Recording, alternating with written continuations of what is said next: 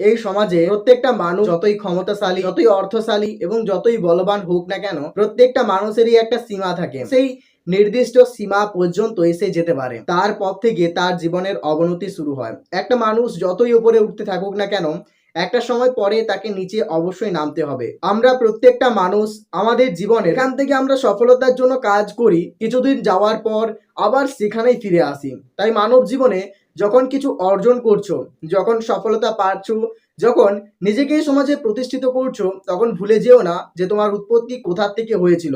তখন তোমার মধ্যে ইগো এবং মিথ্যা অহংকার, হিংসা, ক্রোধ এগুলো কখনোই নিয়ে এসো না।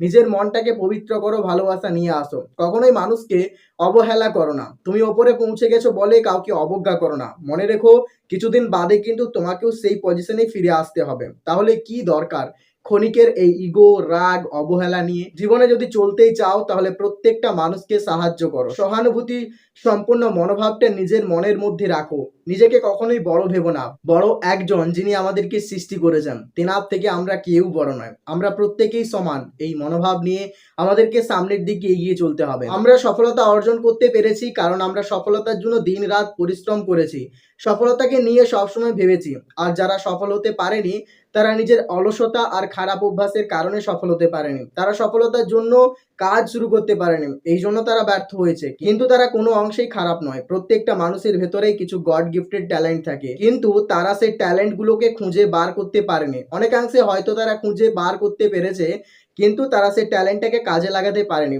এই জন্য তারা সফলতাকে অর্জন করতে পারেনি। এই পৃথিবীর নিয়ম একটাই, যে পরিশ্রম করবে, কষ্ট করবে এবং লেগে থাকবে, সে তার লক্ষ্যকে অবশ্যই অর্জন করতে পারবে। সে যতই ভাগ্যবান হোক না কেন, পরিশ্রম না করলে কোনো কিছুই অর্জন করা যায় না। এটাই প্রকৃতির একমাত্র নিয়ম। এখানে যদি পরিশ্রম করো, সংগ্রাম করো, তাহলে অবশ্যই টিকে থাকবে।